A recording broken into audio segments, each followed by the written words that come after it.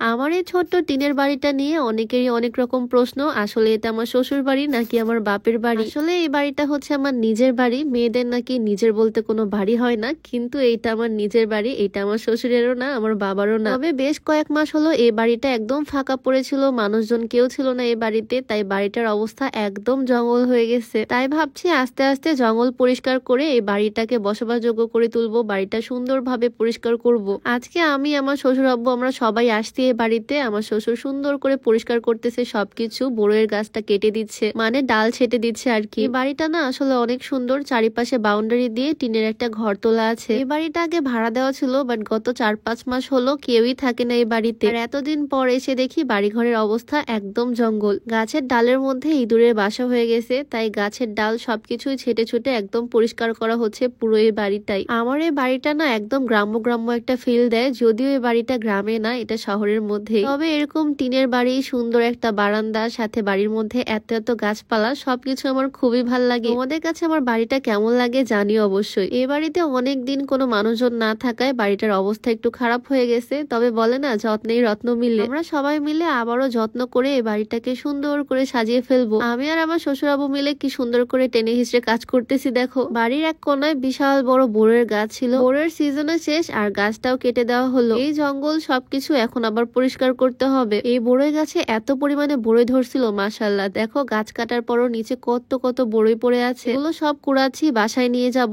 সবাইকে দিয়ে খাবো। নিজের গাছের জিনিস বলে কথা, আনন্দই অন্যরকম। যাই হোক, আমাদের এই বাড়িতে কিন্তু বিশাল বড় একটা লেবুর গাছও আছে, একদম দেশি কাগজি লেবু। লেবুর গাছটা একদম নুয়ে পড়ছিল, এটাকে খাড়া করে দেওয়া হচ্ছে। এরপর থেকে আমরা লেবু কিনে খাবো না, এই গাছটাকে যত্ন করব, আর এই গাছে যে ফলগুলো ধরবে মানে দেশি কাগজি লেবু, সেগুলোই খাবো। একটু টুকিটাকি পরিষ্কার করার পরই দেখো বাড়িটা দেখতে কি সুন্দর লাগতেছে, মাশাআল্লাহ। একদম মনে হচ্ছে একটা গ্রামের বাড়ি। আর এই ছোট্ট বাড়িতে আমার সিমের গাছও আছে, সিম, লেবু, বড়ই সবকিছুই আছে। টিনের বাড়ির সাথে কিন্তু টিনের বাথরুম টয়লেটও আছে, একদম অ্যাডজাস্ট। মানে এখানে একটা ফ্যামিলি বাস করতো খুব সুন্দর ভাবে। তারা যখন ছিল বাড়িটা অনেক সুন্দর ছিল, আর যখন একটা বাড়িতে মানুষজন থাকে না তখন বাড়ির অবস্থা ঠিক এমনই হয়। তবে আমরা আর কিছুদিন টাইম নিয়ে সুন্দর করে এই বাড়িটা পরিষ্কার করে ফেলবো। আর একটু পরিষ্কার করলে এই বাড়ির লুকটা একদম চেঞ্জ হয়ে যাবে, তখন তো দেখতে আমার এই টিনের ঘরটা আরো বেশি সুন্দর লাগবে। এমনিতেও এই ঘরটা অনেক বেশি সুন্দর, আর লোকেশনটার কারণে আরো বেশি ভালো লাগে এই বাড়িটা। আচ্ছা, আজকে আমি যে সুন্দর 3 পিসটা পরে আছি কটনের, এই সুন্দর 3 পিসটা নেওয়া exclusive fashion corner Facebook page থেকে। কালার কম্বিনেশনটা দারুণ, ব্ল্যাক এর সাথে পিঙ্ক, আর ড্রেসটাও খুবই কমফোর্টেবল, সুতির ড্রেস। এক্সক্লুসিভ ফ্যাশন কর্নার পেজটা আমার ক্যাপশনে মেনশন করে দেওয়া থাকবে। তারা সারা বাংলাদেশে হোম ডেলিভারি দেয়। যারা কুমিল্লার লাকসামে থাকো তারা সরাসরি তাদের শোরুমে গিয়ে খুচরা বা পাইকারি নিয়ে আসতে পারো। শোরুমের location pioneer city, new market, shop A20।